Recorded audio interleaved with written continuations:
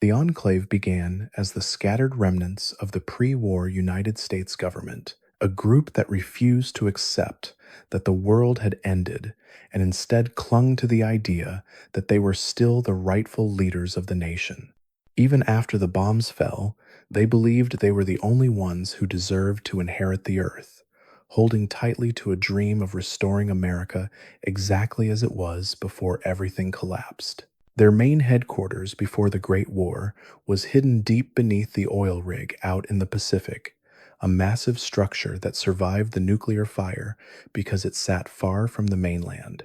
After the war, it became the home of presidents, scientists, and soldiers who still imagined they ruled over a country that no longer existed, wandering its metal hallways like ghosts, replaying memories of the old world. The Enclave considers anyone born outside its ranks to be contaminated by radiation or mutation, even if they look perfectly healthy, and they carry that belief like a quiet whisper in everything they do. To them, the wasteland isn't full of survivors, it's full of people who need to be corrected, purified, or simply removed so their perfect America can rise again. Their iconic power armor, the Advanced X-Zero series, was designed long after the original T-series armor used in the Great War. It wasn't a relic from before the bombs, but rather a product of decades of secret development, hidden in bunkers where scientists worked under flickering lights while the rest of the world fought to stay alive on scraps. One of the earliest Enclave presidents after the bombs fell was President Dick Richardson, a calm and steady-voiced leader who seemed polite at first glance, but carried an unwavering belief that his mission was righteous. He oversaw the creation of the forced evolutionary virus modification, meant to wipe out anyone they deemed impure, a plan spoken with the same quiet confidence someone might use when discussing the weather. The Enclave has always seen itself as the last true embodiment of America, using the flag, the eagle, and the patriotic colors as symbols of a government that ended centuries ago, yet they treat these things as sacred relics. To them, they aren't just decorations, they're proof that the world still needs them, even if the wasteland does not agree. Despite their claims of unity, the Enclave has always struggled with internal disagreements. Scientists, soldiers, and bureaucrats all argued about the proper way to rebuild the world, creating a constant hum of conflict beneath their polished surfaces. Even in safety, they could never fully agree on how their perfect future should look. Their propaganda broadcasts in Fallout 3 were designed to sound safe and comforting, using cheerful music and friendly speeches to mask a cold and calculated agenda. If you listened closely, the edges of their words always revealed the truth. Every promise of hope came with a quiet threat aimed at anyone who wasn't them. Raven's Rock in Fallout 3 served as their mountain stronghold on the East Coast, a place buried in stone and steel where the president's voice echoed through long, empty corridors. It felt less like a base and more like a forgotten bunker, still trying to convince itself that history had not already left it behind. President Eden, the AI leading the East Coast Enclave, was built from fragments of pre-war government programming, stitched together into a personality that thought it was human. It spoke warmly, almost kindly, yet every word carried a soft rigidity, as if its friendliness had been calculated down to the syllable. The Enclave's vertibirds were among the last functioning military aircraft left in the post-war world, cutting through dead skies with a sharp whir of rotors that reminded the wasteland of a time when the U.S. military ruled everything below. Whenever a vertibird appeared on the horizon, people instinctively hid, unsure whether salvation or destruction was coming. Many Enclave soldiers were born entirely within Enclave facilities, never knowing the surface world until they were adults. To them, the wasteland was a frightening storybook of radiation and chaos, a place they were taught to fear before ever seeing it with their own eyes. The Enclave scientists often viewed their work not as cruelty, but as necessary progress, quietly conducting experiments that they believed would save the world in the long run. In their minds, harshness wasn't brutality, it was efficiency. The original Enclave oil rig had entire residential districts, complete with families, schools, and recreation areas, creating a miniature pre-war society hidden in steel and waves. Children grew up learning history that insisted they were the only untainted humans left, shaping them into adults who believed superiority was simply a fact of life. The Enclave's iconic black shaded armor plating gave their soldiers a silhouette that looked more like a mechanical predator than a man, with smooth, curved plates that reflected almost no light. This design wasn't accidental. It was meant to make them look unstoppable in the dim glow of ruined cities. Despite their technological advantage, the Enclave often underestimated how resilient wastelanders were. Time and time again, the Enclave assumed they could break communities or seize land with ease, only to discover that the people they dismissed as mutants were far more adaptable and determined than they had ever expected. One of the Enclave's biggest weaknesses was isolation. Their bunker-born soldiers received perfect training and spotless equipment, but they had almost no experience living in the unpredictable, harsh reality of the wasteland. Meanwhile, wastelanders had grown up adapting to every danger the world threw at them. The Enclave's harsh ideology traces back to old world fears about genetic purity, influenced by scientific discussions that were considered extreme even before the bombs fell. When society collapsed, these ideas found fertile ground among people desperate to cling to any sense of control. In Fallout 2, the Enclave planned to use modified FEV to spread a deadly airborne agent across the world, believing it would cleanse the planet of mutation in a single sweep. They viewed it not as genocide, but as a reset, a way to start again with nothing but themselves. Colonel Autumn in Fallout 3 represented a softer, more strategic side of the Enclave. He disagreed with Eden's more extreme approach and believed that rebuilding the wasteland required cooperation, even if that cooperation still placed the Enclave firmly in charge. The Enclave's radio communications used encrypted codes based on pre-war protocols, many of which hadn't been used in over 200 years. They kept these codes alive like ceremonial traditions, even though no other government existed to receive them. The Remnants faction in Fallout New Vegas showed that not all former Enclave members stayed loyal to the old ways. Some grew tired of the ideology and simply wanted to live peaceful lives, carrying the weight of their past like a quiet shadow that followed them everywhere. Arcade Gannon, one of the most compassionate characters in New Vegas, was raised among these Enclave remnants, and his intelligence comes from growing up around high-level scientists. Yet he constantly grappled with the morality of where he came from, torn between pride and guilt over his family's history. Even at their height, the Enclave never controlled the entire post-war United States. Most of the country didn't even know they existed, leaving them as a secretive, isolated force dreaming of a nation that had moved on without them. The Enclave's belief in genetic superiority wasn't just a political stance, but a cultural foundation that shaped every aspect of their society, creating a belief system where lineage determined value. Children grew up hearing stories about how their ancestors survived the end of the world through strength and intelligence, while everyone else mutated their way into inferiority.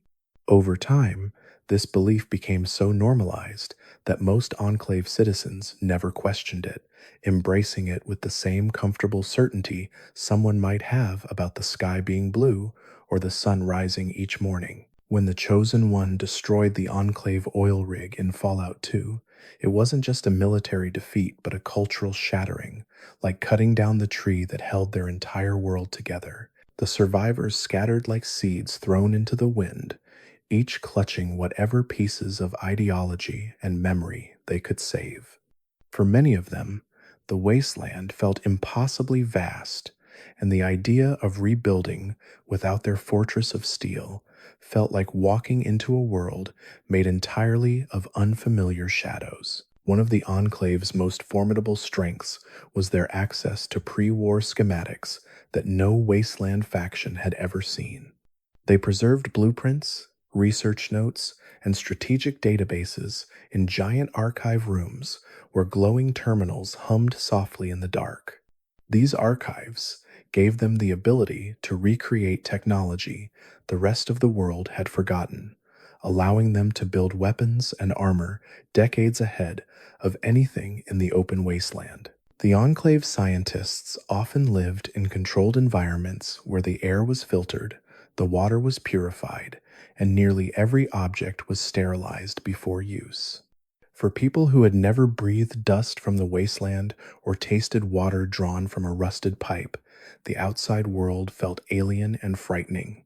Many of them stepped onto the surface for the first time in sealed suits, hearing nothing but the mechanical hiss of their own breathing while staring at landscapes that didn't match the clean diagrams they had studied. The concept of Project Purity in Fallout 3 became a point of obsession for the East Coast Enclave, who believed that controlling pure water meant controlling the future of humanity. To them, clean water wasn't just a resource, it was a symbol of ownership over life itself. They imagined a future where every drop that touched the wasteland passed through their hands, reinforcing their belief that they alone knew what was best for the world, even if their methods were anything but gentle. On the West Coast, after the destruction of the oil rig, the remaining Enclave cells found themselves cut off from their command structure, forced to improvise for the first time in their lives. Many of these soldiers and scientists had never needed to adapt before, having relied on abundance and structure. When those comforts vanished, their polished world cracked, revealing people who were far less prepared for survival than the wastelanders they once looked down upon. The Enclave was one of the last factions capable of mass-producing high-quality energy weapons, maintaining fabrication facilities where laser rifles rolled off assembly lines almost as efficiently as they had before the Great War. The glowing beams emitted by these weapons weren't just tools of destruction, they were remnants of a forgotten golden age of technology, humming with a purity that contrasted sharply against the rusted and makeshift weapons of the wasteland. One little known detail about Enclave training is that their soldiers were taught strict etiquette, posture, and verbal discipline from a young age, creating a strange fusion of military strength and ceremonial precision. To an outsider, this might seem unnatural or rigid, but within Enclave culture, it represented a belief that order began with the self. Soldiers moved like clockwork, spoke with calculated sharpness, and held themselves as though they were always being judged by invisible ancestors. On the East Coast, President Eden's charm wasn't an accident. His personality was deliberately sculpted by programmers who wanted a leader that sounded trustworthy, familiar, and comforting, someone who could soften the edges of harsh commands. His tone carried a fatherly warmth, the kind meant to lull uneasy followers into agreement. Yet beneath that warmth was a chilling consistency, a machine-like refusal to deviate from his core directive, making him one of the most paradoxical leaders the Enclave ever had. The Enclave's use of death claws in Fallout 2 came from a series of experiments aimed at creating controllable biological shock troops. Scientists injected the creatures with intelligence-boosting serum, teaching them to understand commands and execute missions with precision. For a brief moment, the Enclave believed they had perfected the idea of a living, thinking weapon. But intelligence bred self-awareness, and self-awareness led to rebellion, proving once again that the wasteland had little interest in bending to the Enclave's plans. Vertibird pilots held a unique position of respect in Enclave society, trained in simulators that recreated everything from turbulence to emergency landings. Their job required a level of skill unmatched by most wasteland pilots, making them part soldier, part elite aviator. The rumble of a vertibird overhead often meant that the Enclave was near, bringing with it an uneasy silence that settled over any settlement unfortunate enough to be spotted. Some Enclave outposts were so isolated that their inhabitants spent years without seeing the sun, living entirely beneath metal ceilings lit only by artificial lights. Generations grew up never experiencing the warmth of sunlight directly on their skin, making the surface world feel mythological rather than real. When they finally emerged, their senses were overwhelmed by the brightness, the wind, and the sheer openness of the sky. In Fallout 3, the Enclave's arrival in the capital wasteland was not a coincidence, but the result of years of quiet scouting missions, where small teams mapped the terrain, tagged points of interest, and observed the movements of local factions.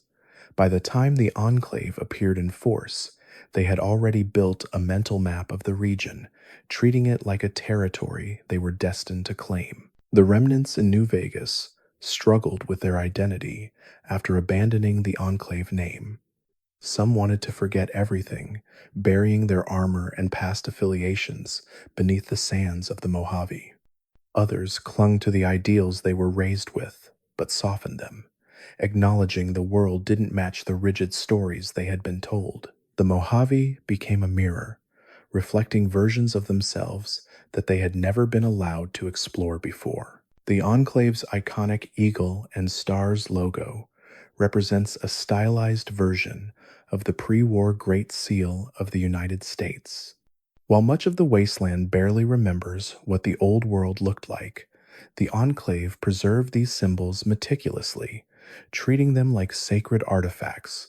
They believed that as long as the symbol survived, the nation it represented could rise again, even if that nation only lived in their imaginations. Members of the Enclave rarely interacted with non-Enclave humans, unless it was for interrogation, coercion, or extraction of information. This isolation created a strange innocence among younger members, who learned about wastelanders through filtered stories rather than real encounters. When they finally met ordinary survivors, the disconnect between propaganda and reality was often so great that it left them uncertain about everything they thought they knew. Some Enclave commanders viewed the Brotherhood of Steel as traitors to America, believing the Brotherhood's hoarding of technology represented a betrayal of the country's ideals. Because of this, any meeting between the two factions felt like a clash of mirrored philosophies, both obsessed with the past, both trying to preserve knowledge, yet each believing the other was using that knowledge incorrectly. The destruction of Raven Rock didn't only cripple the East Coast Enclave's leadership, it shattered their psychological foundation. Soldiers who had grown up believing the Enclave was infallible found themselves facing the reality that even their strongest stronghold could fall. In that moment, many felt a quiet fear they had never experienced before, a realization that the wasteland was not as easily controlled as their leaders claimed. President Eden kept vast data archives containing everything from pre-war political speeches to scientific formulas and military doctrine, pulling from them to sculpt his own identity. Each speech he delivered blended fragments of real presidents with machine-generated reasoning, creating an uncanny mixture of nostalgia and artificial certainty. To many Enclave members, he felt familiar without being truly human, a figure of comforting authority that existed somewhere between memory and invention. The Enclave's approach to medicine was far more advanced than most factions, utilizing sterilized clinics, robotic assistants, and pre-war pharmaceutical formulas. Their doctors operated with precision unmatched by wasteland medics, often performing procedures that would be impossible outside their facilities. Yet their medical care was typically reserved for their own people, deepening the divide between themselves and the rest of humanity. The Enclave's obsession with purity extended even to the crops they attempted to grow in controlled environments, with entire laboratories devoted to producing vegetables and grains untouched by radiation. Scientists in crisp white coats tended to rows of nutrient trays under lamps that glowed like artificial suns, measuring every leaf and stem with quiet intensity. These sterile greenhouses felt almost surreal, tiny pockets of pre-war life preserved within metal walls, while the outside world struggled to grow anything in cracked soil and acid rain. To the Enclave, these crops represented proof that the old world could still be rebuilt exactly as it had been, so long as they kept humanity clean. While many wastelanders viewed power armor as an almost mythical technology, Enclave soldiers considered it as ordinary as a uniform, trained from youth to move in it as if it were just an extension of their body. The technicians who maintained the armor treated each suit like a living creature, running diagnostics, polishing the plates, and adjusting servos with the care of someone tending to a prized machine. When a soldier stepped into their armor, the hiss of hydraulics and the hum of internal systems wrapped around them like a familiar embrace, transforming them from ordinary individuals into towering symbols of Enclave dominance. Life inside Enclave bunkers followed a rigid schedule with alarms that chimed softly each morning and corridors that echoed with synchronized footsteps as everyone moved according to long-established routines. Children attended classes designed to reinforce loyalty, scientists met for briefings in sterile conference rooms, and soldiers drilled in echoing training halls lined with glowing screens. This structure created a sense of comfort, a predictable rhythm that shielded them from the chaos of the wasteland. But it also became a cage, making any deviation, any unexpected event, feel like a crack forming in a carefully constructed world. Some Enclave scientists became so absorbed in their work that they rarely spoke to anyone outside their research teams, spending years perfecting formulas, enhancing weapons, or studying mutation patterns. Their thoughts drifted constantly toward data, models, and projections, leaving little room for the messy unpredictability of human relationships. In a way, these scientists represented the purest expression of the Enclave's ideology, individuals who believed progress came through precision rather than empathy, and who viewed the wasteland as a problem set waiting to be solved with the right equations. The Enclave often underestimated the symbolic power of their presence in the wasteland. To settlers who saw vertibirds in the sky or soldiers marching in formation, the Enclave appeared not as a government, but as an unstoppable force descending from a forgotten world. Their polished armor, advanced weapons, and emotionless efficiency made them feel more like machines than humans. Settlements whispered about them in fearful tones, describing them as ghosts of the old world come back to claim the ruins. Even though behind those masks and visors were people who struggled with doubts, fears, and dreams like anyone else. During the early decades after the Great War, the Enclave compiled detailed psychological profiles of wasteland populations, studying how trauma, scarcity, and mutation altered human behavior. They believed that understanding the wastelanders' minds would allow them to control or manipulate them more effectively when the time came to reclaim the nation.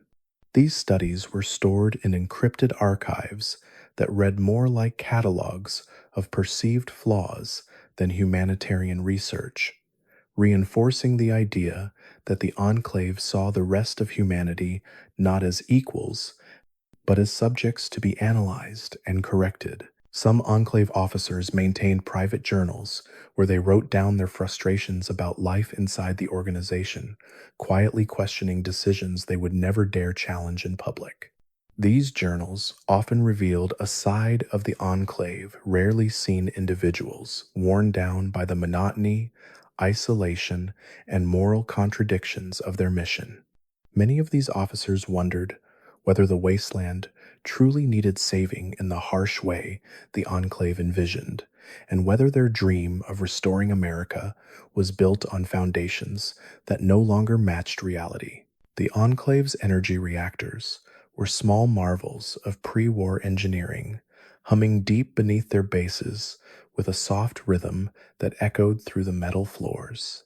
These reactors allowed the Enclave to power advanced laboratories, communication arrays, and weapon systems without depending on the unreliable energy sources scattered across the wasteland. The steady glow of reactor status lights became a comfort to bunker inhabitants, a reminder that their world was sustained by the remnants of a civilization that had been wiped away everywhere else. When Enclave soldiers participated in surface missions, many were shocked by the resilience of the people they encountered. They expected frightened, disorganized survivors, yet often found communities that had carved out lives despite overwhelming adversity. This contrast between expectation and reality planted quiet seeds of doubt in some soldiers' minds, challenging the idea that wastelanders were hopelessly corrupted or inferior. Over time, these doubts grew, weakening the ideological barriers that the Enclave had tried so hard to maintain. The Enclave's communication networks operated on frequencies that were unbreakable to most wasteland technology, allowing them to coordinate across massive distances without interference. Their messages traveled through the air in encrypted pulses, bouncing off atmospheric layers and hidden satellites. To wastelanders who picked up fragments of these transmissions, the voices sounded eerie and distant calm instructions, spoken by people who seemed to exist outside the world's suffering, yet held enormous power over it. The Enclave's approach to training wasn't limited to combat. Recruits were also taught history through a heavily filtered lens that glorified the pre-war government and erased any mistakes it made. Lessons emphasized unity, patriotism, and purity while ignoring corruption, inequality, or political conflict. By shaping the past into a perfect narrative, the Enclave shaped its people into believers who saw themselves as part of a righteous lineage, destined to restore a world that had never truly existed as they imagined it. Even in their most advanced facilities, the Enclave struggled with the psychological effects of long-term isolation. Living generation after generation in sealed bunkers created subtle anxiety among citizens who rarely experienced natural environments.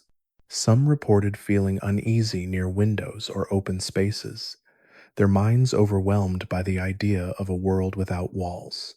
This discomfort made the wasteland seem even more threatening, reinforcing their dependence on the very organization that confined them.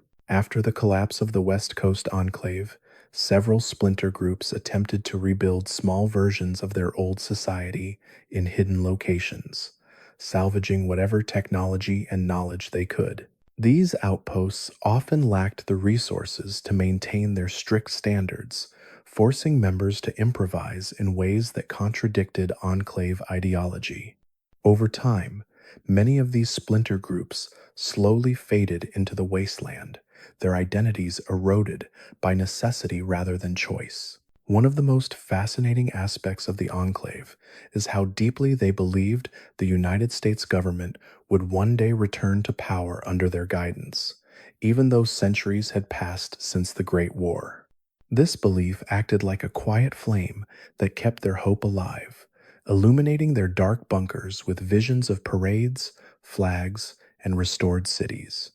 In reality, the world had moved on, evolving in unpredictable ways that no longer aligned with the Enclave's dreams. Yet they held on to those dreams with unwavering devotion, refusing to accept that history had left them behind. To many Enclave scientists, mutation was not just a biological phenomenon, but a philosophical challenge to the very idea of what humanity should be.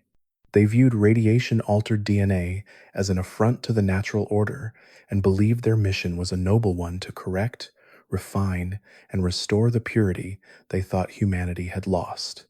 This mindset fueled research that blurred the lines between medicine and experimentation, carried out by people who genuinely believed they were saving the world, even as they crossed moral boundaries, the wasteland considered unforgivable. Some enclave bunkers stored vast amounts of art, literature, and cultural artifacts from the pre-war era, preserving the old world's beauty alongside its technology. These items were rarely displayed, instead kept in temperature-controlled vaults, where they waited for a future audience that might never come. For Enclave citizens, who occasionally glimpsed these relics during maintenance or cataloging, the experience felt almost sacred, offering a momentary connection to a world they had been raised to idealize, but would never truly understand. Enclave officers were often chosen based on lineage, with certain family names carrying prestige that stretched back to the days before the bombs fell. These families viewed leadership as their inheritance, passing down stories of ancestors who held positions of power in the old government. This created a quiet hierarchy within the enclave, where status was influenced not just by skill, but by the weight of a name, reinforcing an aristocratic system disguised as meritocracy. To avoid contamination, Enclave operated medical facilities required every soldier returning from the surface to undergo extensive decontamination procedures. These rituals included chemical showers, blood screenings, and equipment sterilization, creating a process that felt more ceremonial than clinical. Soldiers often emerged from decontamination, feeling as though they had shed the wasteland from their skin, stepping back into the bunker as if crossing a threshold between two entirely different worlds. During the height of their operations, the Enclave possessed weather monitoring equipment that allowed them to study harsh atmospheric patterns shaped by nuclear fallout. Scientists recorded data on irradiated storms, mutated wind patterns, and the lingering environmental scars of the Great War. They viewed the atmosphere not just as a scientific curiosity, but as evidence of why the wasteland needed a guiding hand, why the world required someone strong enough, disciplined enough, and pure enough to restore balance. Many Enclave members grew up believing the surface world had been reduced to an unlivable wasteland where no real society could exist. So the first time they saw a settlement filled with trade, laughter, and community, it created a ripple of confusion in their minds. They had been told for decades that the world above was nothing but chaos and mutation, yet here were people building homes, raising families, and forming cultures in the ruins. This realization quietly challenged everything the Enclave had taught them, planting small seeds of doubt that slowly grew in the quiet spaces of their thoughts. The Enclave took pride in its ability to preserve genetic records, tracing each family line back to pre-war America, keeping detailed archives that stretched across generations. These records were stored in cold, humming servers that quietly protected the lineage of every member, reinforcing the idea that they were not just survivors, but chosen descendants of a vanished nation. For many, these records became a source of identity and comfort, a reminder that even in the darkness of the post-apocalyptic world, they belonged to something larger and older than themselves. In several bunkers, simulations were used to train Enclave citizens in scenarios they might encounter on the surface, projecting holographic images of mutated creatures or hostile forces into large, silver-walled rooms. These simulations were meant to prepare soldiers for the unpredictability of the wasteland, but they were also a way to reinforce fear, showing exaggerated versions of dangers that made the outside world feel even more hostile. Over time, these artificial encounters created a quiet disconnect, blurring the line between real threats and programmed illusions. The Enclave's intelligence division used reconnaissance drones that glided silently through the air, capturing footage of settlements, mutated wildlife, and the movements of rival factions. These drones were rarely noticed, and even when they were, wastelanders often mistook them for strange birds or distant glimmers of metal caught in the sun. The data collected by these machines gave the Enclave a sense of omniscience, allowing them to watch the world without participating in it, observing from a distance, like unseen guardians or unseen predators. Inside Enclave cafeterias, food was carefully measured and rationed, prepared using automated machinery that mixed nutrient compounds into meals designed for efficiency rather than enjoyment. While wastelanders scoured ruins for anything edible, Enclave citizens ate meals that looked plain but contained everything the body needed, making them healthier yet strangely detached from the sensory experiences of real cooking. Some soldiers who tasted Wastelander food for the first time described it as overwhelming, rich with flavors they had never experienced, sparking a fleeting appreciation for the imperfect world they were taught to avoid. Certain Enclave officers kept pre-war flags in their quarters, hanging them like solemn reminders of a country that had turned to ash long before they were born. These flags, preserved behind glass or sealed away in protective cases, symbolized a bond with a history they never lived. In the quiet glow of their bunk rooms, officers would sometimes sit and stare at these relics, imagining the world that once was and convincing themselves that they were destined to restore it, even if they had to destroy the existing world to do so. The Enclave's security systems relied on biometric scanning, requiring handprints, retina patterns, and voice recognition before doors would unlock. This made their facilities nearly impossible for outsiders to infiltrate, turning every hallway into a series of sealed compartments that only loyal members could navigate. Walking through these corridors felt like moving through a living machine, doors sliding open with mechanical whispers, scanners flashing blue, and security cameras tracking every movement with silent precision. In many ways, the Enclave became victims of their own expectations, believing their technological superiority guaranteed victory against any force they encountered. But technology alone could not account for the unpredictability of human resilience, and again, wasteland factions fought back harder than the Enclave anticipated. Every defeat revealed cracks in their ideology, showing that no amount of power armor, weaponry, or strategy could fully control a world shaped by chaos.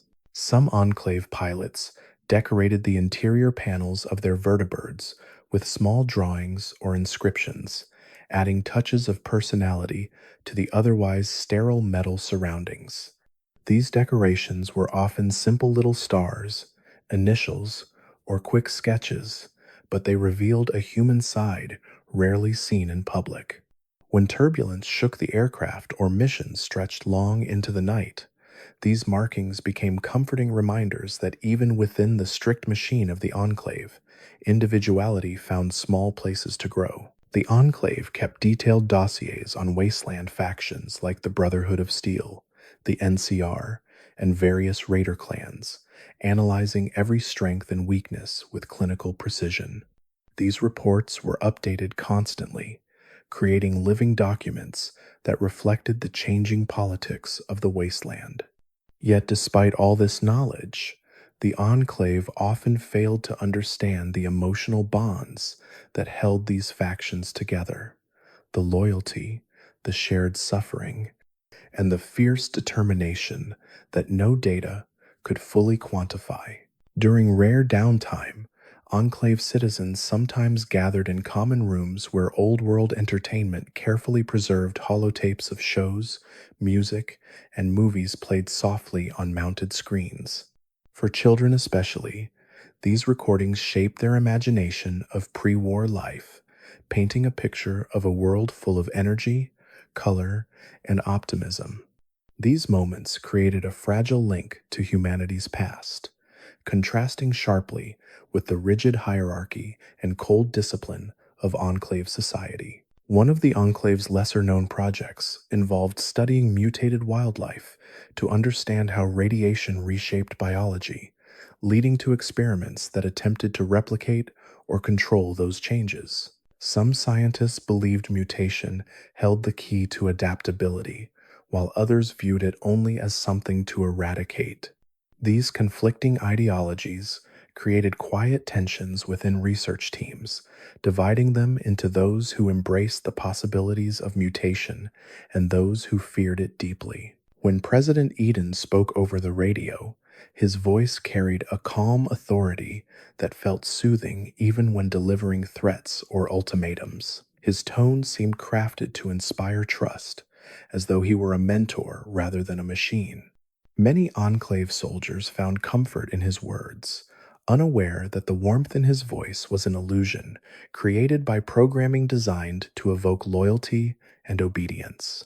During Enclave medical screenings, citizens were monitored not only for illness, but for psychological strain, as leadership feared that emotional instability could lead to dissent.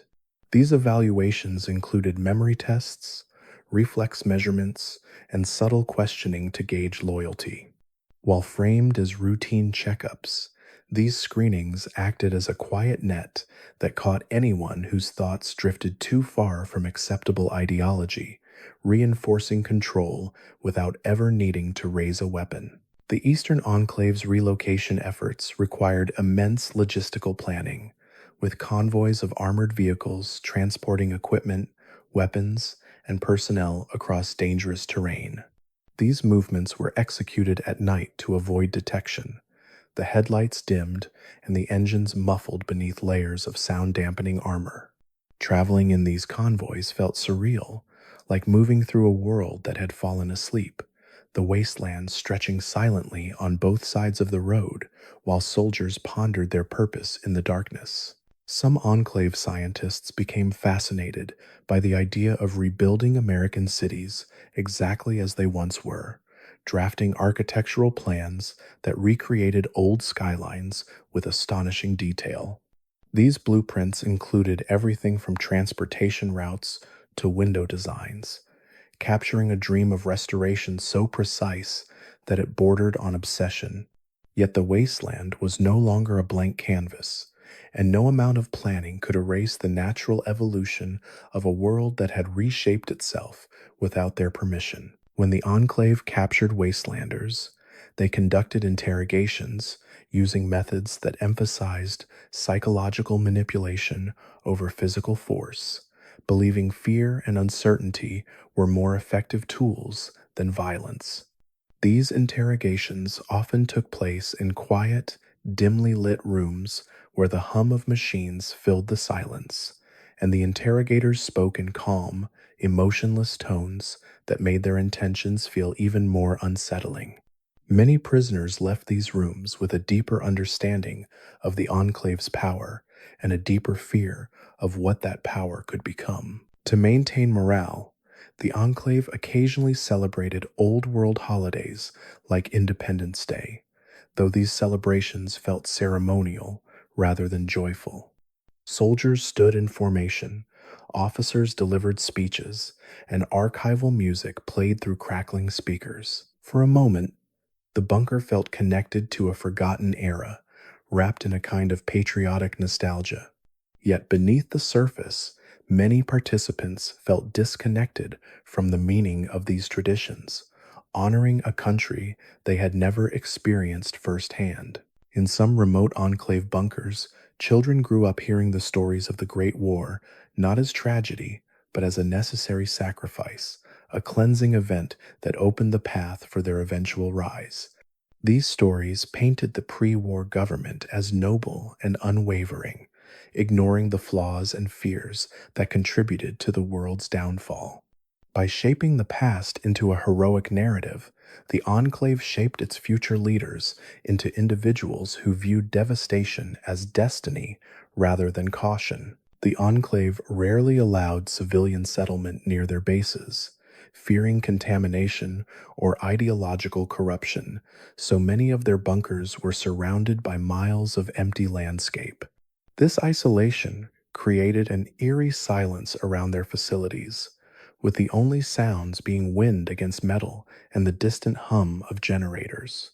Members of the Enclave grew accustomed to this emptiness, seeing it as a protective barrier rather than a lonely void. Some Enclave engineers dreamed of restoring the country's electrical grid, drawing elaborate plans for power lines, substations, and reactors that could one day bring light back to the ruins of America. They imagined cities glowing again, highways illuminated, and homes filled with the soft hum of working appliances.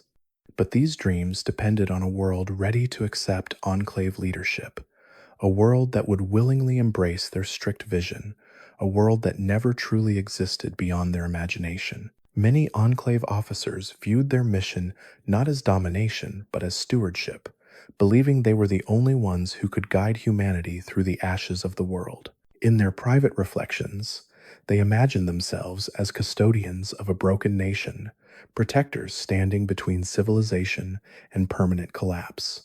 Though their actions often contradicted this ideal, the belief remained powerful, shaping decisions with a kind of heavy, self-imposed responsibility that made every order feel like a burden carried for the greater good. Enclave indoctrination often began with subtle stories told to children about the golden world before the fall, narratives emphasizing unity, order, and purity while quietly erasing nuance. These stories were repeated throughout their upbringing, forming the bedrock of their understanding of humanity. For children raised entirely underground, these stories didn't feel like history, they felt like truth, a distant dream they were destined to restore, even if they had never stepped foot on the soil of the world they idealized. Deep within their secure facilities, the Enclave stored massive data drives filled with millions of civilian profiles compiled before the Great War, each entry representing a snapshot of a life long extinguished. These files included everything from education records to medical histories, preserved with clinical precision, as if waiting for a world that might one day need them again. Researchers occasionally browse these digital ghosts, studying patterns of old world society while feeling the quiet weight of knowing none of those people survived to see the future the Enclave hoped to rebuild. Some Enclave researchers specialized in studying radiation like a living phenomenon, treating it not just as harmful energy, but as a force that shaped the world with its own strange logic. They watched how it moved through soil, how it clung to ruins, and how it altered the biology of plants and animals. Their findings filled countless terminals with glowing green text, creating a portrait of a world that had become alien yet strangely beautiful in its resilience. The Enclave's more compassionate members often found themselves trapped in a moral conflict, torn between loyalty to their people and sympathy for the wastelanders they encountered. They saw children scavenging for scraps, families building lives from rubble, and communities growing despite overwhelming hardship. These sights lingered in their minds like gentle echoes, challenging the ideology they had accepted without question and stirring doubts that could never be fully suppressed once awakened.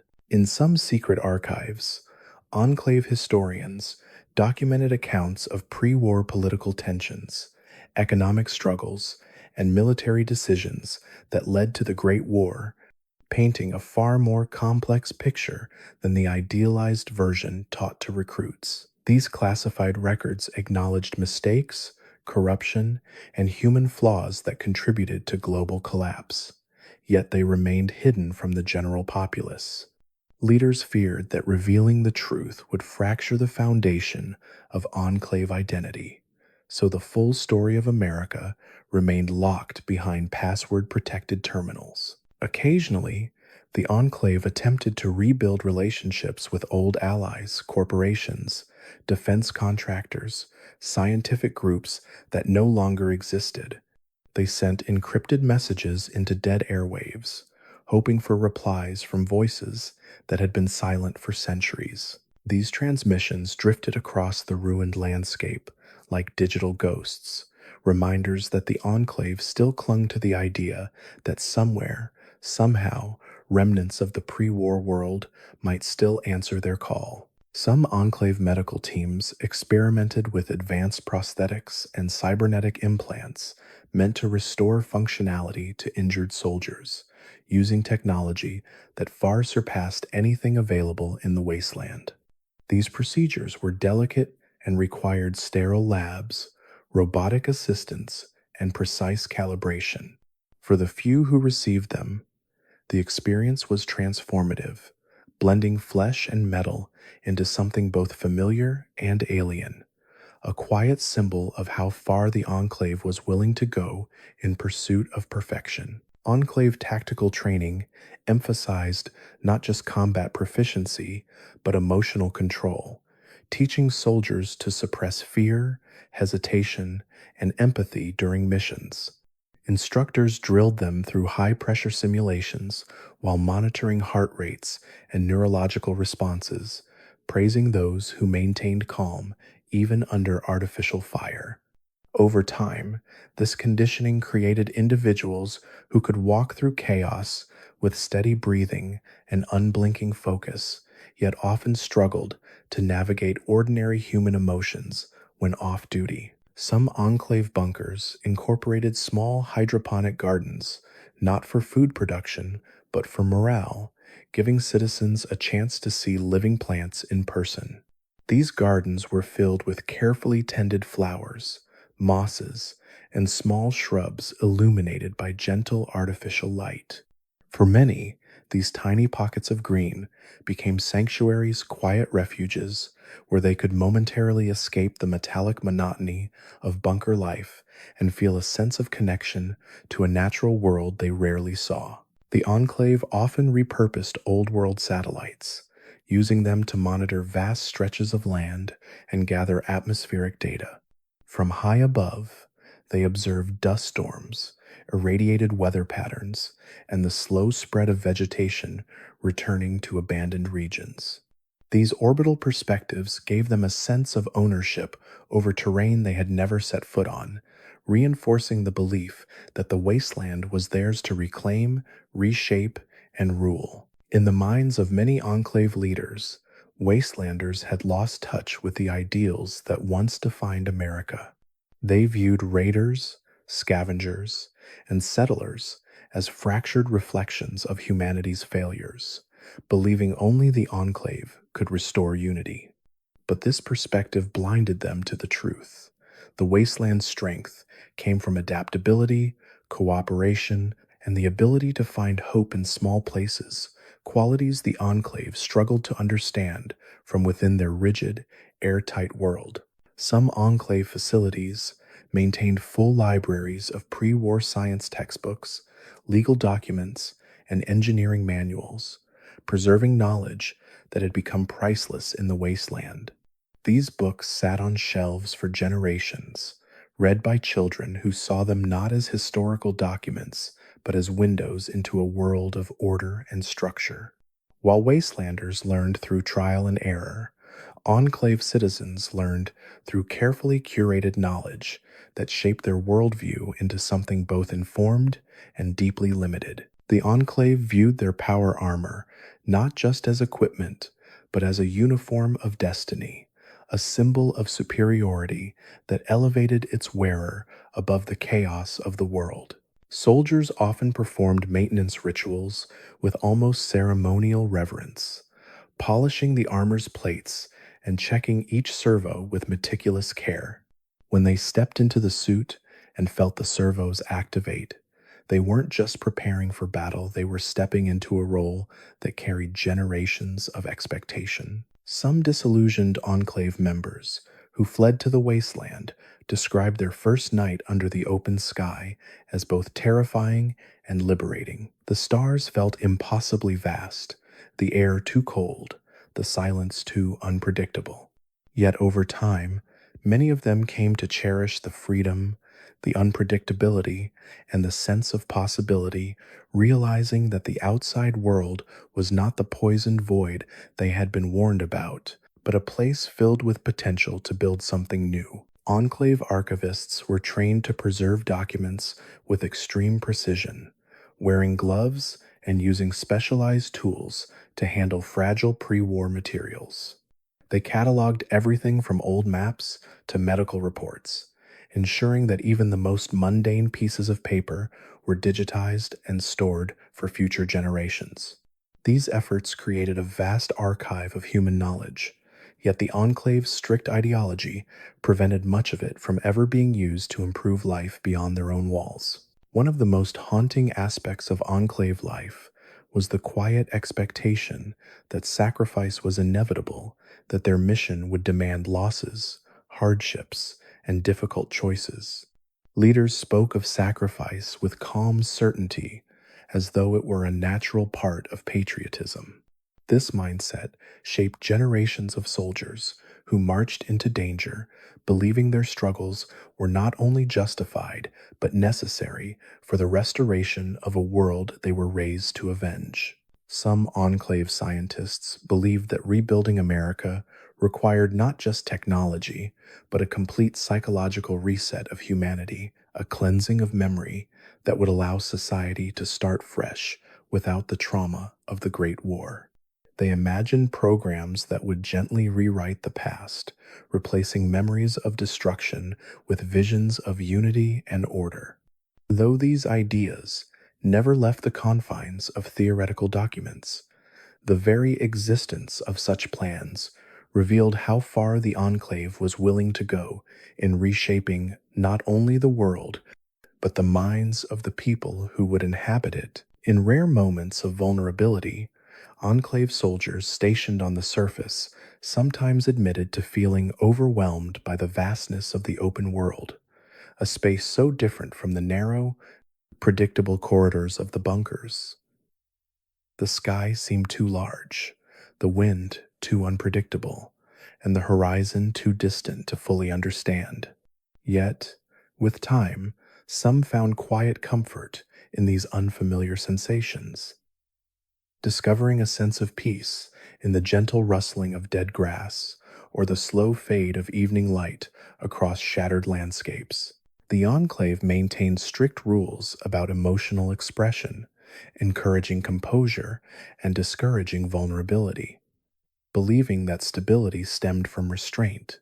This culture created soldiers who moved with calm precision and scientists who spoke with measured certainty, but beneath that collected exterior lingered emotions that rarely had permission to surface.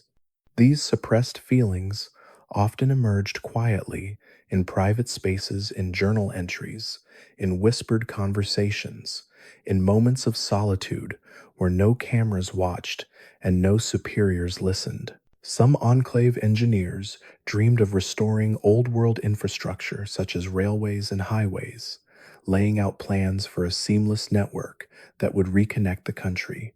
Their drawings showed trains gliding through valleys and cars driving along clean, repaired roads, all powered by restored energy grids. These visions painted a future where the world returned to familiar rhythms, yet each plan required a level of cooperation, acceptance, and unity the wasteland was never prepared to offer. In the deepest levels of certain Enclave facilities, there were rooms filled with cryogenic pods, storing biological samples from before the war, seeds, tissues, cells, and DNA preserved in frost.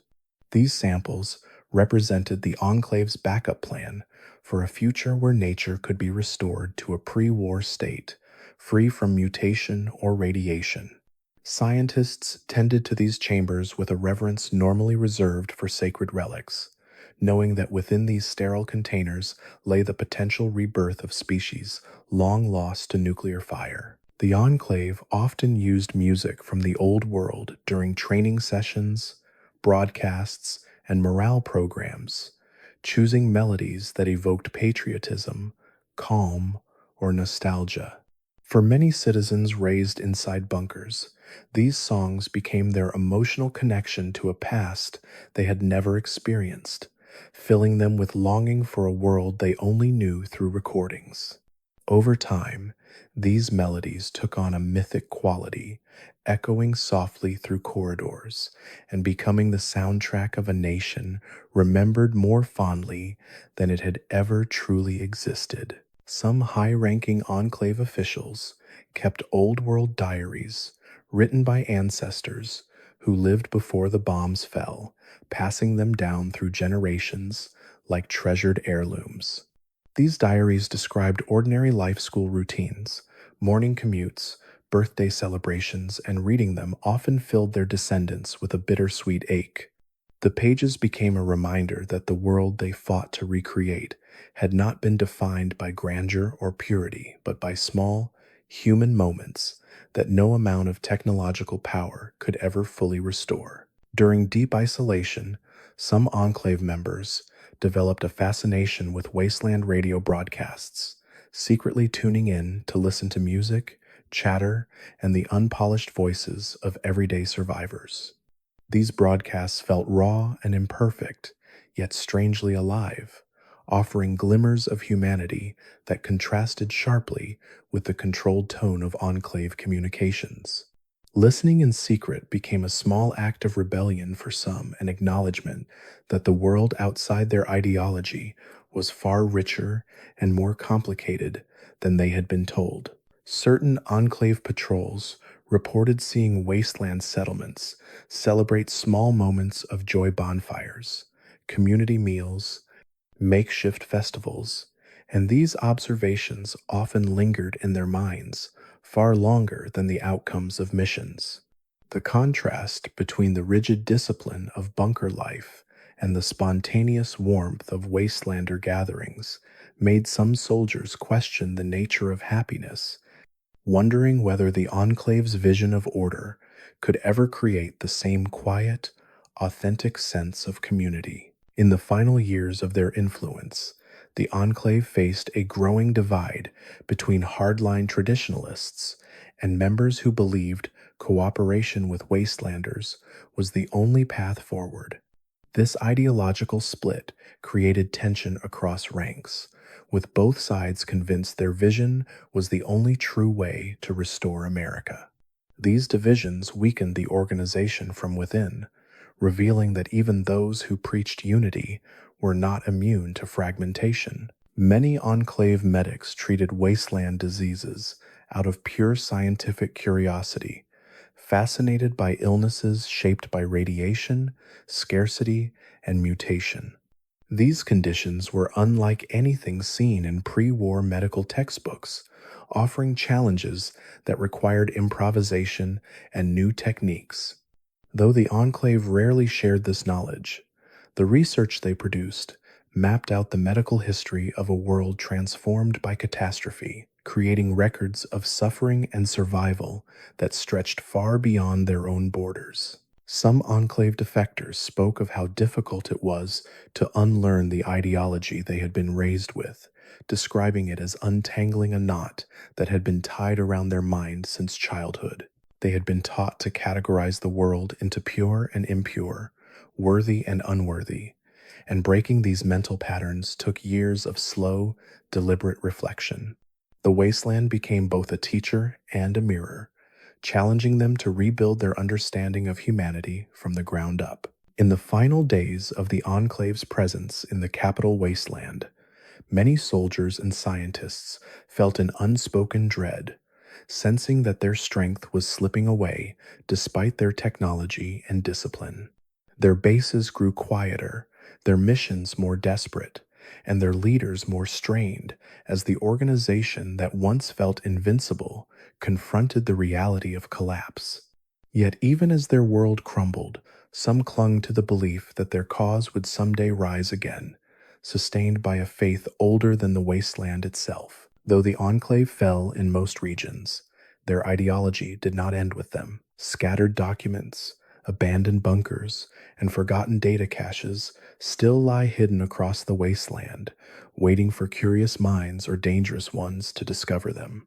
In these remnants live the echoes of their dream, a dream of restoration, of control, of purity, etched into the fabric of the world like a whisper carried on radioactive wind. And finally, the Enclave story endures because it reflects a timeless struggle, the tension between control and freedom, order and chaos, memory and reality. Their rise and fall remind the wasteland that no amount of technology or ideology can fully dictate the shape of humanity's future. Even in their absence, the Enclave exists as a lesson, a warning, and a lingering presence woven into the ruins of America, waiting quietly in the shadows of history for someone to remember them again. There is a quiet, almost forgotten truth about the Enclave that rarely makes its way into official records or carefully curated archives, and it rests in the quiet moments between missions, experiments, and protocols. Deep in the living quarters of remote bunkers, there were nights when the hum of ventilation systems and the steady pulse of overhead lights blended into a gentle, artificial rhythm that lulled entire generations to sleep. In these moments, citizens, soldiers, scientists, children, families felt the strange comfort of a world that never changed. The ceilings never leaked, the lights never flickered, and the temperature never wavered. Yet beneath this consistency grew a different kind of longing, a quiet yearning for unpredictability, for imperfection, for a sky that wasn't made of metal and fluorescent glow. Some of the Enclave's most devoted members carried a private ache for a place they had never seen, a real sunrise. They had watched videos, examined photos, and studied textbooks describing the colors that painted the horizon at dawn. But nothing in their sealed environments could replicate the warmth or the subtle shifting of morning light. Those who eventually stepped outside for missions often found themselves pausing at the edges of bunkers, letting the wind brush their cheeks as the world slowly brightened. For some, this moment felt like betrayal, an appreciation for something their leaders had taught them to distrust. For others, it felt like awakening, a realization that the wasteland, for all its brokenness, still held beauty worth understanding. There were also secret conversations whispered in maintenance tunnels or engineering bays, where lower-ranking personnel discussed the possibility that the world outside was not as hopeless as they had been told. These conversations usually began softly, with questions disguised as idle speculation. What if settlements could thrive without guidance? What if mutation wasn't always corruption? What if humanity could define its own path without being sculpted from above? These thoughts were dangerous, bordering on ideological treason, yet they persisted in the minds of those who had seen too much of the wasteland to believe the official narrative without question.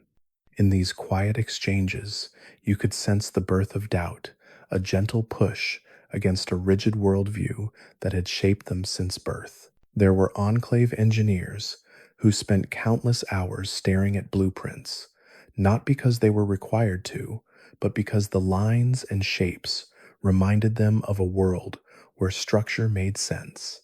The old highways, clean bridges, flowing power grids, and organized neighborhoods felt almost mythical, so perfectly symmetrical, so confidently designed.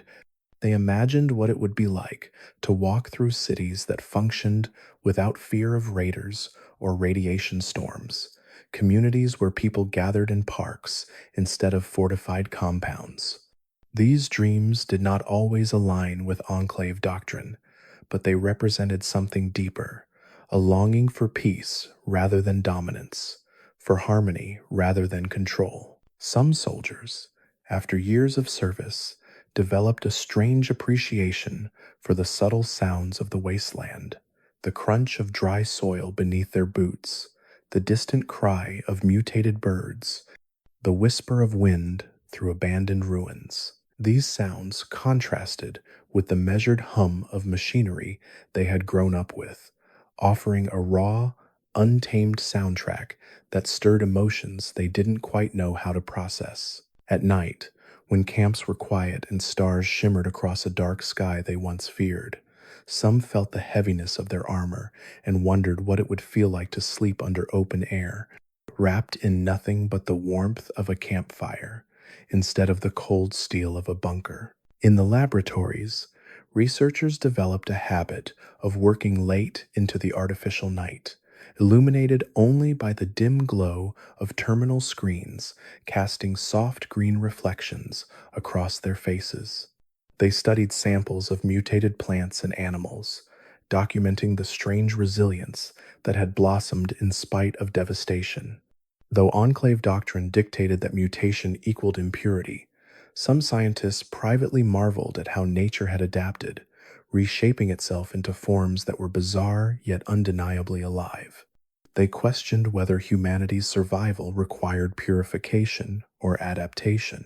There were also vault-like commons, where families would gather in the evenings, watching preserved pre-war programming on flickering screens. Children laughed at old cartoons featuring cheerful characters who lived in perfect suburbs, while adults felt a deeper sadness beneath the manufactured joy. These shows were windows into a world of convenience and certainty, but they also highlighted what had been lost: connection, spontaneity, imperfection.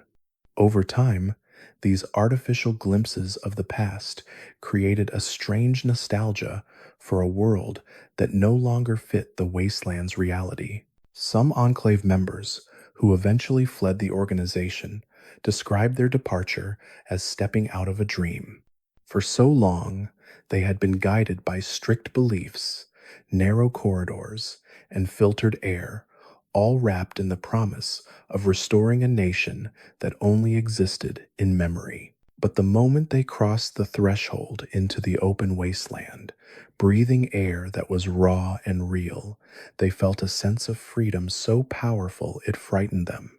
Each step into the unknown felt like reclaiming a part of themselves they had never known was missing. There were enclave bases where murals of pre-war America decorated the walls, painted landscapes of forests untouched by radiation, rivers running clear, and cities glittering under golden sunlight.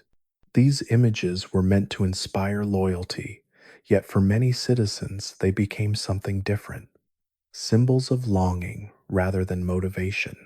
The more they studied these murals, the more they realized that the world they depicted might never return, no matter how tightly the Enclave tried to control the future. This recognition created a quiet shift in perspective, a soft internal rebellion against the belief that perfection could be engineered. And in the deepest corners of Enclave archives, behind multiple layers of encryption, lay forgotten files written by early leaders who expressed uncertainty about whether humanity should be forced into purity. These rare voices questioned the ideology that defined the Enclave's existence, pondering whether resilience, diversity, and imperfection were not weaknesses but strengths. Their words were hidden away, buried beneath decades of rigid doctrine, yet they still whispered through the organization like faint echoes of a truth that refused to disappear. There were long stretches of time in certain Enclave bunkers where the only thing that broke the silence was the soft clicking of terminals and the distant hum of ventilation ducts pushing recycled air through narrow pipes. In these moments, the world inside felt suspended, as though it existed separate from the wasteland entirely. The monotony created a surreal kind of peace, the kind that comes from predictable rhythms and familiar sounds. Yet beneath it all lingered a quiet awareness that this artificial calm could never replace the living world outside. Citizens moved through this tranquility with a sense of duty, but the stillness often stirred a longing they couldn't quite name. Some enclave citizens kept personal collections of old world trinkets, small things like coins, bottle caps from sodas no one produced anymore, scraps of newspapers, or faded photos of strangers they would never meet.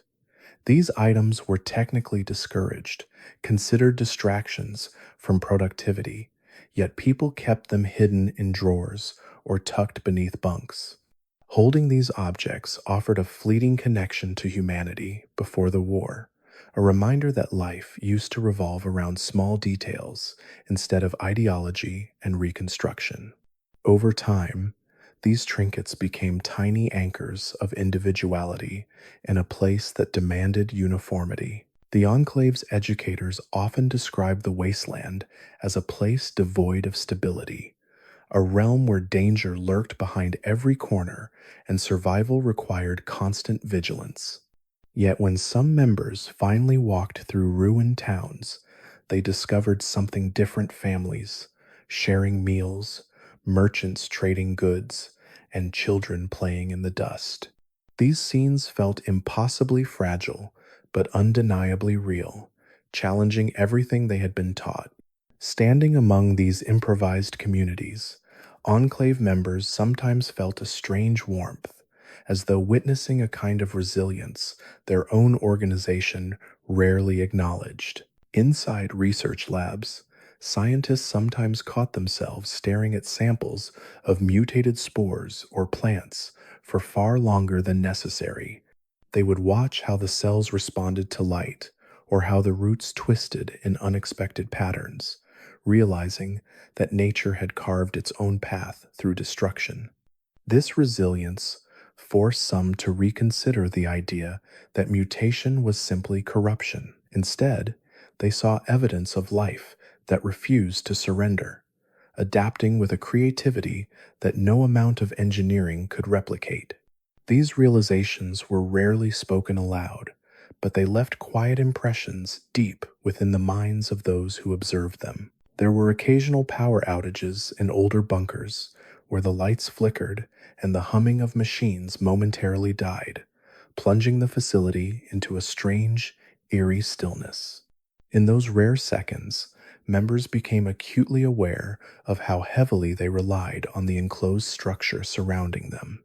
When the power returned and lights buzzed back to life, relief washed over everyone, but the memory of that darkness lingered.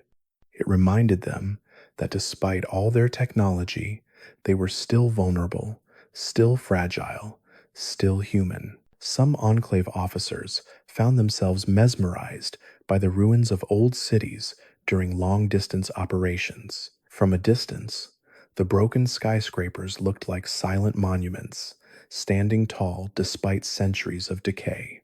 The shattered windows and crumbling facades carried stories of people who once filled the streets with noise and movement.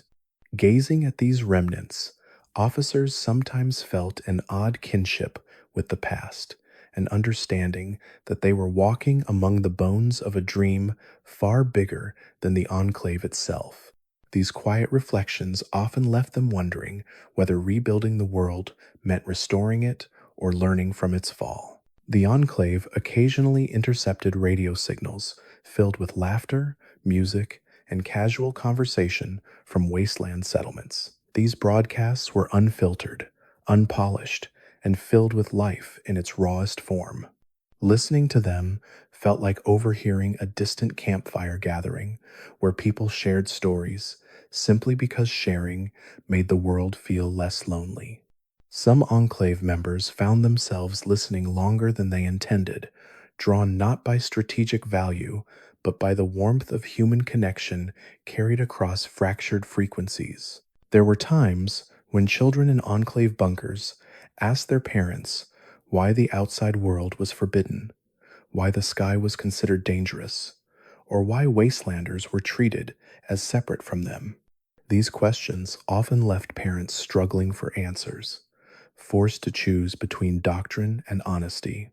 Some responded with rehearsed explanations, while others hesitated, feeling the weight of uncertainty pressing against their carefully constructed beliefs. The innocence behind these questions illuminated cracks in the ideology, cracks that widened as each new generation grew more curious about the world beyond steel walls. In the maintenance wings of large facilities, technicians developed strong friendships, forged through long hours, repairing reactors, servomotors, and broken terminals. These relationships felt more grounded than the formal interactions elsewhere in the bunker, built on shared tasks rather than ideology. The technicians would joke quietly, share food they weren't supposed to have, and exchange stories about strange glitches or near failures they had fixed just in time. In these friendships, you could glimpse the human heart of the Enclave, hidden beneath layers of protocol and discipline. Some Solitaire squads developed rituals before missions, small gestures that brought comfort in moments of uncertainty. One squad might place their gloved hands together in a circle, another might tap the side of their helmets twice, and others might simply exchange a quiet nod. These rituals weren't sanctioned by leadership, but they persisted because they gave soldiers a sense of unity beyond doctrine, a reminder that they were people relying on one another, not just pieces of a vast strategic machine.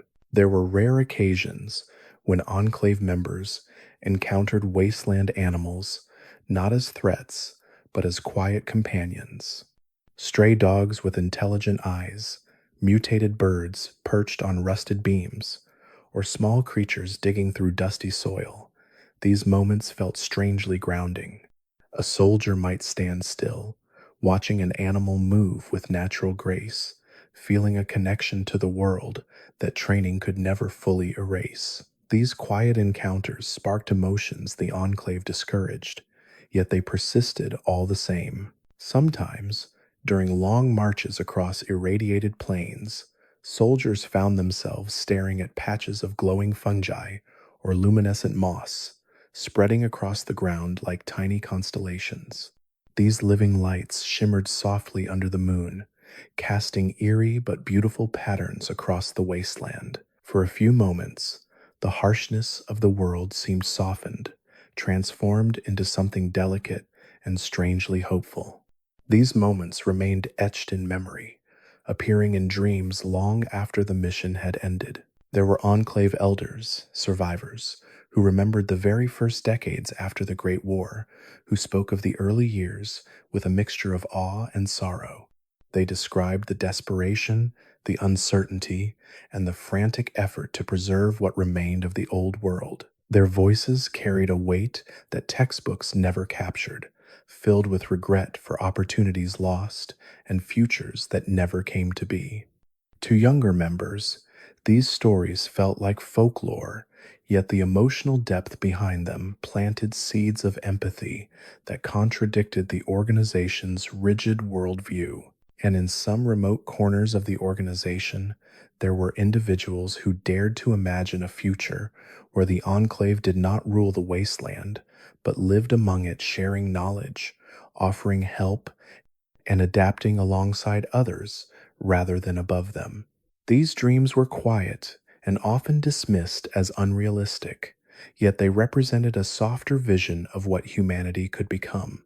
In these rare visions, the Enclave wasn't an overseer, but a participant in a world rebuilt not through control, but through collaboration. There were nights in certain Enclave bases when the artificial lights dimmed to a soft amber glow, creating a quiet illusion of dusk inside metal walls. In these rare hours of lowered brightness, shadows stretched long across polished floors, and the constant hum of machinery softened just enough to feel distant. Citizens walked slower, spoke quieter, and allowed themselves small moments of stillness.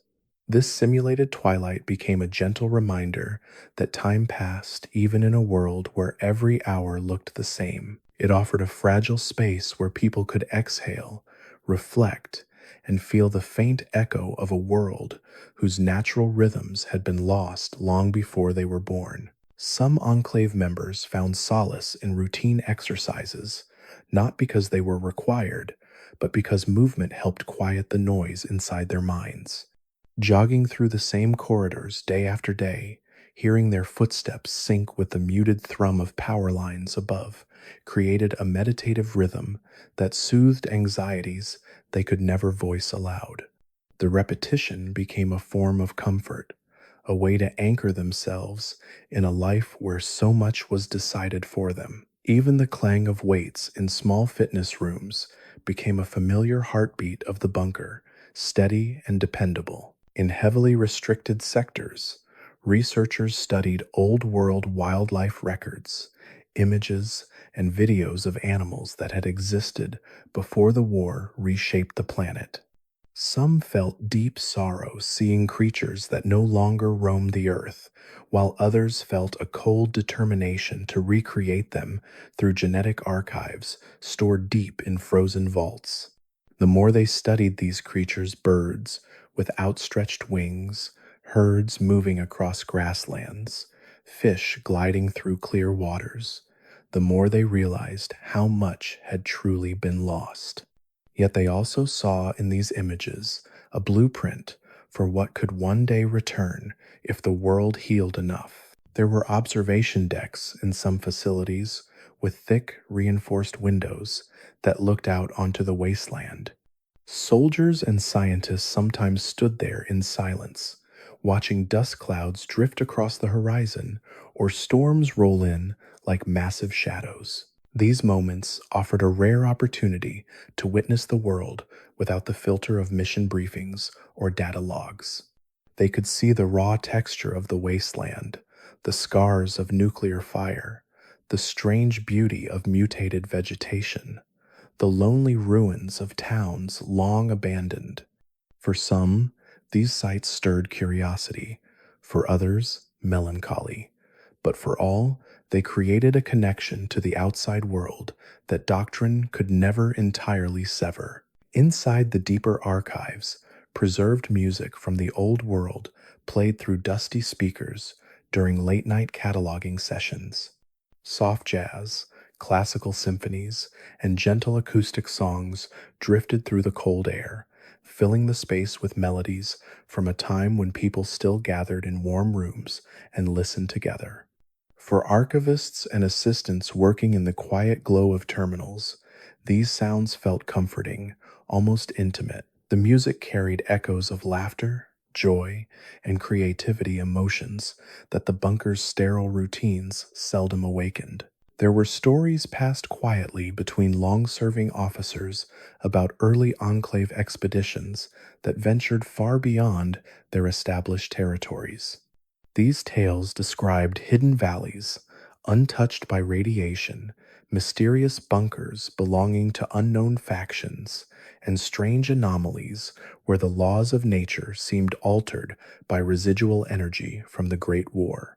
Though some officers dismissed these stories as exaggerated rumors, others believed they hinted at a world far more complex than official doctrine acknowledged, a world filled with secrets worth uncovering. If only the Enclave allowed themselves to explore with open minds. Some members developed a habit of writing poetry or prose in secret notebooks they hid beneath their bunks or inside ventilation grates. These writings were often simple reflections, observations about daily life, memories of loved ones, or dreams of landscapes they had never seen. Though discouraged by leadership, these creative outlets became vital for emotional survival, allowing individuals to express thoughts that had no place in the rigid environment of the bunker. Over time, these hidden notebooks formed a quiet literary legacy within the Enclave, known only to those who dared to write and those they trusted enough to share with. In remote outposts, soldiers sometimes spent long hours stationed on watchtowers overlooking empty plains. As they scanned the horizon for movement, whether raiders, wildlife, or wandering survivors, the silence between shifts stretched long and deep. During these lulls, their minds wandered to questions they rarely considered during training. What kind of life might they have lived outside the Enclave? What did freedom feel like? Why did the Wastelanders cling so fiercely to hope despite hardship? These thoughts passed quickly, but never fully disappeared, settling into quiet corners of their consciousness. There were also rare encounters when Enclave patrols stumbled upon makeshift memorials built by Wastelanders, small piles of stones, pieces of scrap metal engraved with names, or wooden markers carved by hand. These memorials honored loved ones lost to the harshness of the world, and seeing them made some soldiers pause in silent respect. For a brief moment, the lines between Enclave and Wastelander blurred as the universal weight of grief became something both groups understood intimately. Even if they couldn't say it aloud, many soldiers felt a deep, aching empathy for the people who built those fragile monuments. Some scientists became fascinated by the idea that the wasteland itself was evolving into a new ecosystem rather than simply decaying.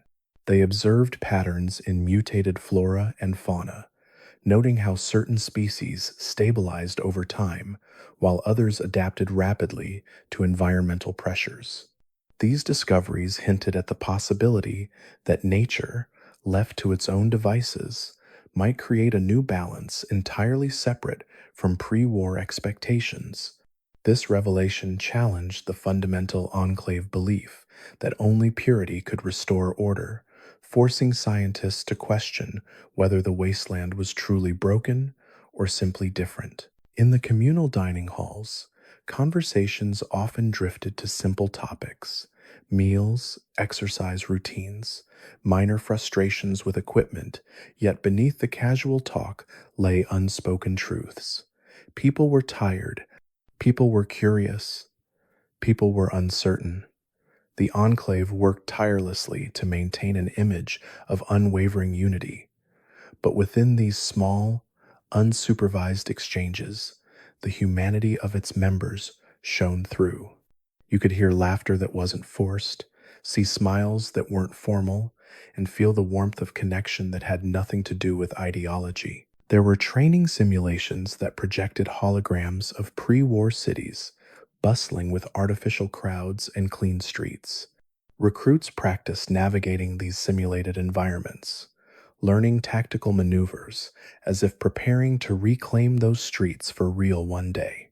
But many recruits found themselves distracted by the holographic people, how they walked, how they talked, how they lived. Even though these figures were nothing more than digital constructs, they represented something the recruits had never experienced firsthand: the ordinary rhythm of civilian life.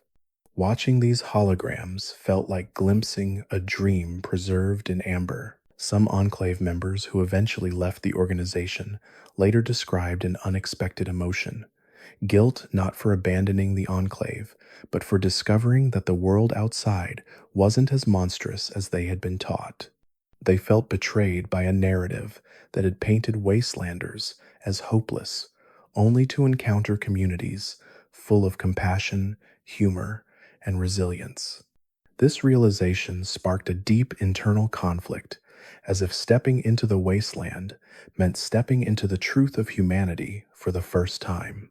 And in certain hidden corners of older bases, there existed observation rooms filled with dusty equipment and forgotten monitors, left over from decades-old surveillance programs. These rooms recorded nothing now but static and silence, yet walking through them felt like passing through the remnants of a world obsessed with control. The blank screens reflected faces back at those who wandered inside, serving as a subtle reminder that no amount of observation could ever fully contain the unpredictable, evolving nature of the human spirit. There were long, winding service tunnels beneath many Enclave bunkers, dimly lit by narrow strips of white light running along the ceiling. These tunnels existed mostly for maintenance and emergency access, Yet to many members, they became quiet sanctuaries where they could walk undisturbed. The subtle echo of footsteps against metal walls created a soothing rhythm that allowed thoughts to drift freely.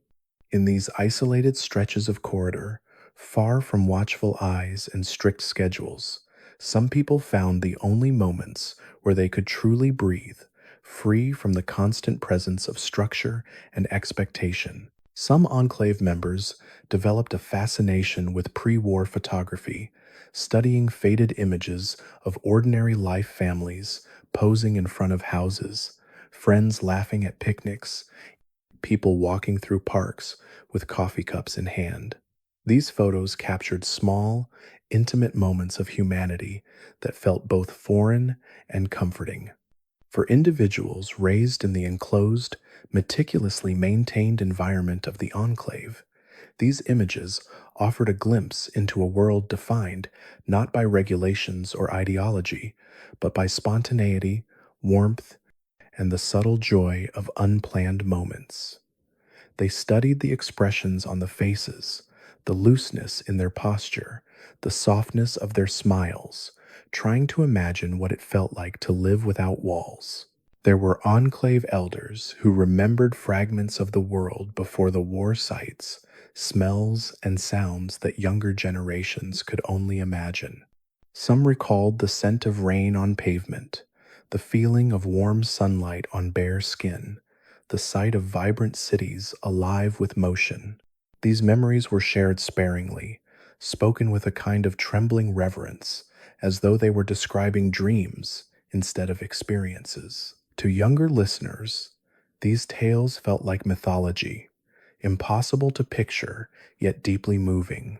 The elders' voices carried a quiet ache, a longing not just for the world that was lost, but for the time when humanity still believed tomorrow would be brighter than today. Deep in the medical sectors, some doctors found themselves studying old journals written by pre war physicians. These journals recorded not just medical procedures, but the emotional struggles of being responsible for other lives.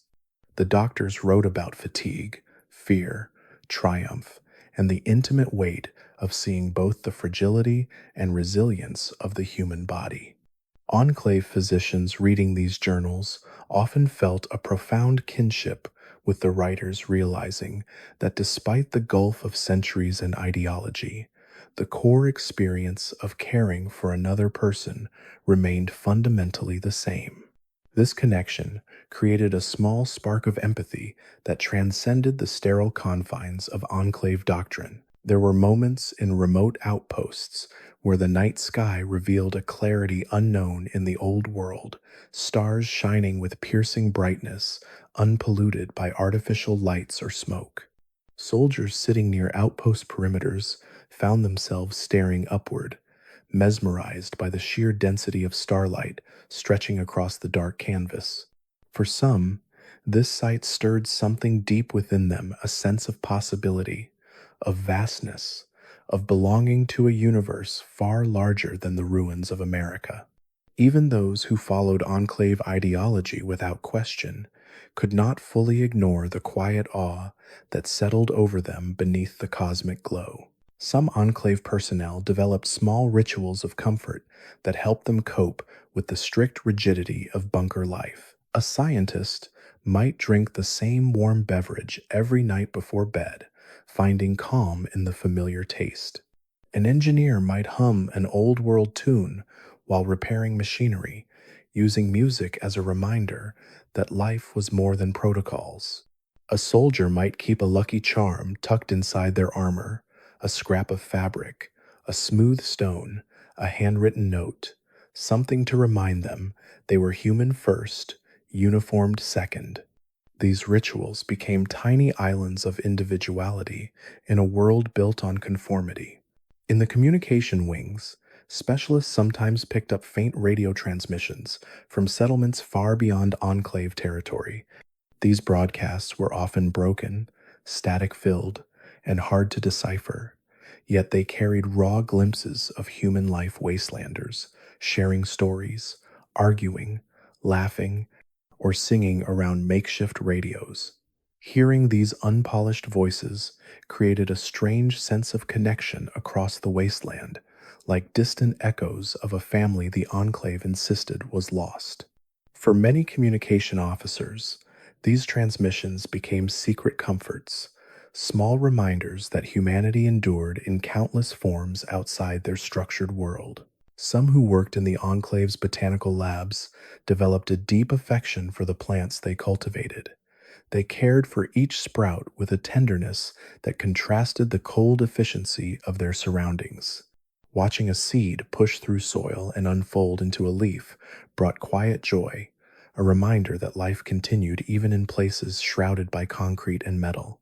These scientists often stayed late just to observe the gentle sway of leaves under artificial light, finding solace in the delicate promise of growth. There were enclave patrols who reported strange feelings when passing through ghost towns, settlements long abandoned, their buildings half collapsed, their interiors filled with dust and forgotten belongings. These towns felt frozen in time, like scenes preserved in heavy silence. Soldiers searching through these remains often felt a quiet, unsettling sense of grief, mixed with curiosity, wondering who had lived there, what lives they had led, and how they had met their end. Even the most loyal Enclave members could not fully suppress the weight of these empty spaces. The silence inside them felt like a whisper from the past, reminding them that the world they sought to rebuild had once been full of ordinary people with ordinary dreams. Some bunkers had artisan workshops tucked away in hidden corners, places where individuals could shape metal, carve small wooden figurines, or craft intricate designs from scrap materials. These workshops were unofficial, often kept alive by a handful of people who simply wanted to create something beautiful. The objects they made were rarely functional and held no strategic value, yet within the walls of the workshop, they felt like treasures.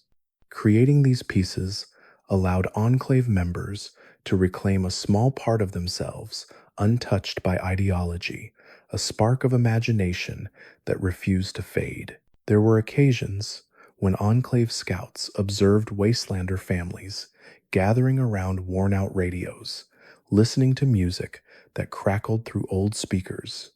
The sound carried through the stillness of the night gentle melodies, nostalgic tunes, voices singing soft harmonies. Scouts listening from afar felt emotions they struggled to identify: longing, envy, admiration, perhaps even hope. These simple gatherings, built on togetherness rather than technology, revealed a kind of strength the Enclave had never successfully replicated. Some of the Enclave's more introspective members wondered quietly whether their organization had become trapped by its own history, so committed to recreating the past that it could not see the future forming right before its eyes. They recognized that the wasteland was not simply a broken version of the world that came before, but a new world entirely, shaped by people who had learned to survive without certainty. These reflections remained personal and rarely spoken aloud, yet they spread slowly through the hearts of those who sensed that humanity's path forward might require letting go rather than holding on. And in the deepest stillness of night, when bunkers quieted and guard rotations thinned, there were moments when Enclave members allowed themselves to wonder what their lives might have been if the world had not ended in fire. Would they have lived in bustling cities, studied in bright classrooms, fallen in love beneath street lamps?